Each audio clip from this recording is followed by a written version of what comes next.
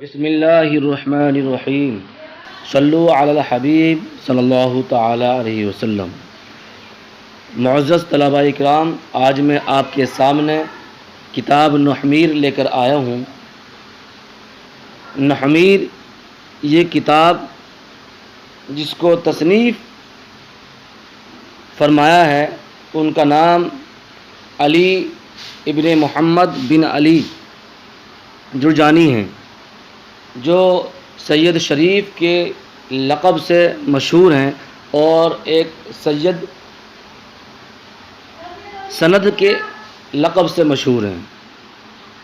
ان کی پیدائش مقام جرجان ہجری 748 میں ہوئی اور وصال ہجری 816 میں۔ یہ کتاب علم نحو میں ہے۔ اب اس کتاب کو پڑھنے سے پہلے کچھ ضروری باتیں ہمیں جاننا ضروری ہے، کیونکہ یہ کتاب نحمیر علم نحو میں ہے اور اصول یہ ہے کہ جس علم کو بھی پڑھا جائے تو پہلے یہ جاننا ضروری ہوتا ہے کہ یہ علم کس فن میں ہے، اس کی تعریف کیا ہے، اس کی غرض و غایت کیا ہے، اس کا موضوع کیا ہے، یعنی اسے پڑھ کر کیا حاصل ہوگا اور اس میں کس سے بحث کی جائے گی۔ یہ تمام چیزوں کا جاننا اس طالب علم پر ضروری ہے جو علم نحو پڑھنے کا ارادہ رکھتا ہے۔ تو سب سے پہلے ہمیں ضروری ہے کہ اس علم کی یعنی علم نحو کی تعریف پڑھیں۔ تو علم نحو کی تعریف یہ ہے کہ علم نحو ایسے اصول و قوانین کو جاننا ہے کہ جن کے ذریعے تینوں کلمے یعنی اسم، فعل اور حرف کی آخری حالتوں کو پہچانا جائے کہ ان کی آخری حالتوں پر اعراب کیا آیا ہے، زبر ہے، زیر ہے، پیش ہے، یہ تمام چیزیں کس سے معلوم ہوتی ہیں؟ علم نحو سے معلوم ہوتی ہیں۔ اور علم نحو کا موضوع کیا ہے؟ علم نحو کا موضوع آتا ہے صاحب کلمہ اور کلام۔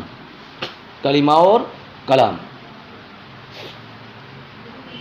یعنی اس علم میں جس سے بحث کی جائے گی وہ کلمے سے بحث کی جائے گی یا کلام سے بحث کی جائے گی۔ یہ کلمہ مفرد ہے، تثنیہ ہے، جمع ہے، یہ مذکر ہے، مؤنث ہے، معرفہ ہے، نکرہ ہے۔ کلام ہے تو کلام تام ہے، ناقص ہے۔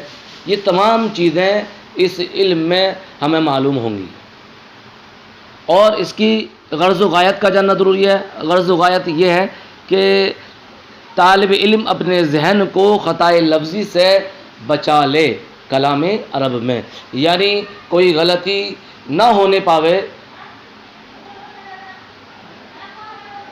کوئی غلطی اس سے سرزد نہ ہو۔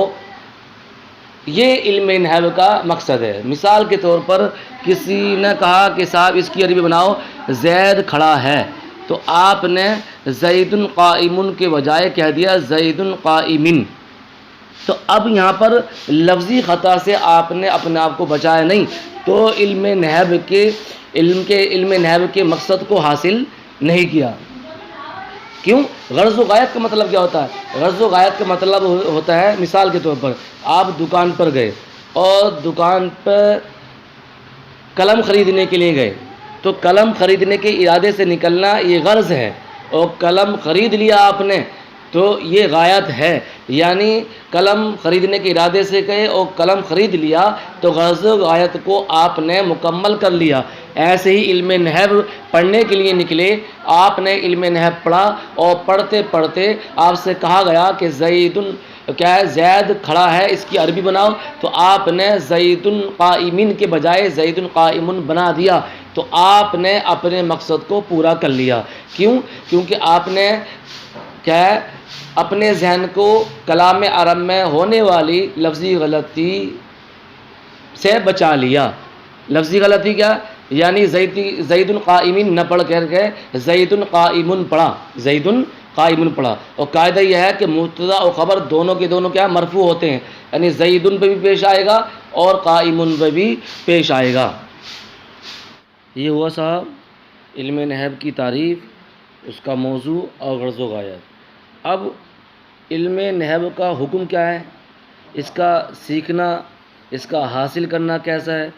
تو اس کا حاصل کرنا فرض کفایہ ہے، یعنی فرض کفایہ اس لیے ہے کہ قرآن و حدیث سے استدلال کرنے میں اس کی ضرورت پیش آتی ہے۔ اب علم نحو کا حکم بھی ہو گیا، اب صاحب اس کی فضیلت کیا ہے؟ تو اس کی فضیلت کے لیے اتنا ہی کافی ہوگا کہ قرآن و حدیث سمجھنے کا ایک ذریعہ ہے علم نحو۔ اور ایک روایت حضرت عمر فاروق رضی اللہ تعالیٰ عنہ سے مروی ہے، وہ بیان کرتے ہیں کہ علم نحو کو اس طرح سیکھو، اس طرح پڑھو جیسے کہ فرائض اور سنن سیکھتے ہو، پڑھتے ہو۔ ایک قول اس کی فضیلت میں یہ ہے کہ کہا گیا کہ علم نحو تمام علوم کا باپ ہے، جیسے کہا جاتا ہے کہ علم نحو کلام میں ایسے ہے جیسے کہ کھانے میں نمک۔ اور ایک قول اس کے بارے میں، یعنی علم نحو کی فضیلت کے بارے میں یہ ہے کہ کہا گیا النحو فی العلوم کالبدر بین النجوم، کہ علم نحو تمام علوم میں ستاروں میں چودھویں کی رات کی طرح ہے، چودھویں کے چاند کی رات کی طرح ہے۔ اس کی تعریف کو بیان کر دیا، اس کی غرض و غایت کو بیان کر دیا، اس کے موضوع کو بیان کر دیا، اور اس علم نحو کا حاصل کرنے کا حکم کیا ہے اس کو بیان کر دیا، علم نحو کی فضیلت کیا ہے اس کو بیان کر دیا۔ اب کتاب پڑھتے ہیں۔ کتاب میں سب سے پہلے ہے بسم اللہ الرحمن الرحیم، اللہ کے نام سے شروع جو نہایت ہی رحم مہربان رحم والا۔ اب یہاں پر رحمان اور رحیم دو صفتیں ہیں اللہ تعالیٰ کی، الرحمن الرحیم، یہ دو صفتیں ہیں۔ الرحمن اور الرحیم دونوں کا مادہ ایک ہے، لیکن صفت کا وزن الگ الگ ہے۔ اب رحمان اور رحیم میں کیا فرق ہے؟ تو اس میں فرق یہ بیان کیا جاتا ہے کہ رحمان یہ اللہ تعالیٰ کی صفت خاص ہے، اور الرحیم تو ہے یہ صفت عام ہے۔ صفت خاص کا مطلب یہ ہوتا ہے کہ وہ اللہ ہی کے ساتھ پائی جائے، کسی دوسرے کے ساتھ نہ پائی جاتی ہو، اور عام کا مطلب یہ ہوتا ہے کہ اللہ کے ساتھ بھی پائی جائے اور اس کے علاوہ اللہ کے نیک بندوں کے ساتھ بھی اس کو متصف کیا جا سکے۔ عام اور خاص ہونے کی عام و خاص ہونے کا ایک اشارہ اور ملتا ہے، وہ یہ کہ رحمان کے اندر ایک نقطہ ہے اور رحیم کے اندر دو نقطے ہیں۔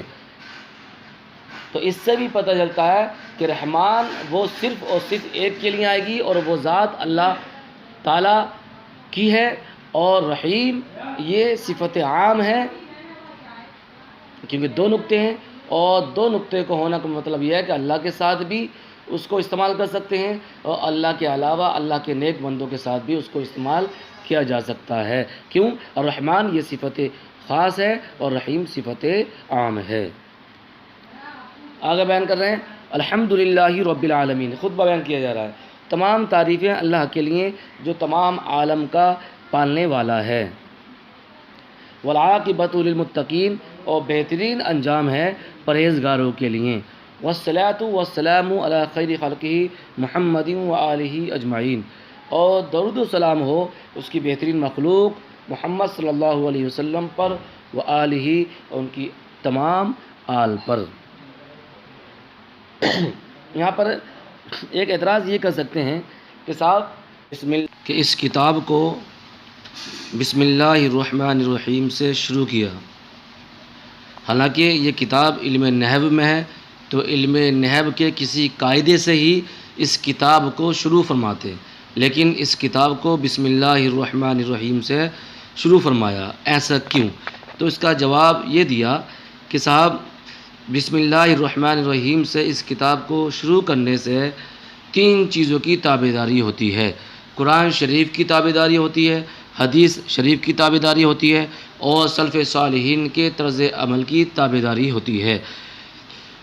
قرآن شریف کی اس طرح کہ قرآن میں بھی سب سے پہلے بسم اللہ الرحمن الرحیم لکھی ہوئی ہے، اور حدیث شریف کی تابعداری یہ ایسے ہے کہ حدیث شریف میں آتا ہے کلو امر ذی بال لم یبدا بسم اللہ فہو اخطا، کہ ہر وہ اچھا کام جس کو اللہ کے نام سے شروع نہ کیا جائے تو وہ رحمت الہی سے خالی رہتا ہے۔ اور سلف صالحین کی تابعداری ایسے کہ سلف صالحین نے جب بھی کوئی کام کیا ہے تو بسم اللہ الرحمن الرحیم سے ہی شروع کیا ہے۔ اس اعتبار سے مصنف علیہ الرحمہ نے اپنی کتاب نحمید کو بسم اللہ الرحمن الرحیم سے شروع فرمایا۔ اب دوسرا اعتراض ہوتا ہے کہ بسم اللہ سے شروع فرما دیا، چلو کوئی بات نہیں، الحمد سے کیوں شروع فرمایا؟ تو اس کا جواب یہ دیا کہ الحمد سے شروع کرنے سے بھی 3 چیزوں کی تابعداری کی جاتی ہے، حدیث شریف کی، قرآن شریف کی اور سلف صالحین کی۔ قرآن شریف کی اس طریقے سے کہ قرآن میں بھی بسم اللہ کے بعد الحمد لکھی ہوئی ہے، اور حدیث شریف میں آتا ہے کہ کلو امر ذی بال لم یبدا بحمد اللہ فہو اخطا، کہ ہر وہ اچھا کام جس کو اللہ کی حمد سے شروع نہ کیا جائے تو وہ ناقص و ادھورا رہتا ہے۔ تو اس طریقے سے حدیث شریف پر عمل ہو گیا، تو حدیث شریف پر عمل کرتے ہوئے اس کتاب کو الحمد سے شروع کیا۔ اور سلف صالحین کا بھی طریقہ یہی رہا ہے کہ جب بھی انہوں نے کوئی کتاب تصنیف کی ہے تو بسم اللہ کے بعد الحمد شریف کو لکھا ہے، یعنی اپنی کتاب الحمد سے شروع فرمائی ہے، حمد باری تعالیٰ سے شروع فرمائی ہے۔ تو اس اعتبار سے مصنف علیہ الرحمہ نے سلف صالحین کے طریقوں کو اپناتے ہوئے، قرآن و حدیث کو اپناتے ہوئے اپنی کتاب کو بسم اللہ اور الحمد سے شروع فرمایا۔ اب ایک اعتراض یہ ہوتا ہے کہ صاحب بسم اللہ ہی کو پہلے کیوں بیان کیا، الحمد کو بعد میں بیان کیا؟ الحمد کو پہلے بیان کر دیتے، بسم اللہ کو بعد میں بیان کر دیتے، تو ایسا کیوں کیا؟ تو اس کا جواب یہ دیا کہ صاحب کہ بسم اللہ میں اللہ کی ذات کا ذکر ہے اور ذات اصل ہوتی ہے، اور الحمد میں اللہ تعالیٰ کی صفت کا ذکر ہے اور صفت کیا ہے، فرع ہوتی ہے، اور قاعدہ کلیہ ہے کہ ذات مقدم ہوتی ہے فرع پر۔ اس اعتبار سے بسم اللہ میں اللہ کی ذات کا ذکر ہے تو بسم اللہ کو مقدم کر دیا، اور الحمد میں اللہ کی اللہ کی صفت کا ذکر ہے تو اس اعتبار سے الحمد کو بعد میں بیان کر دیا۔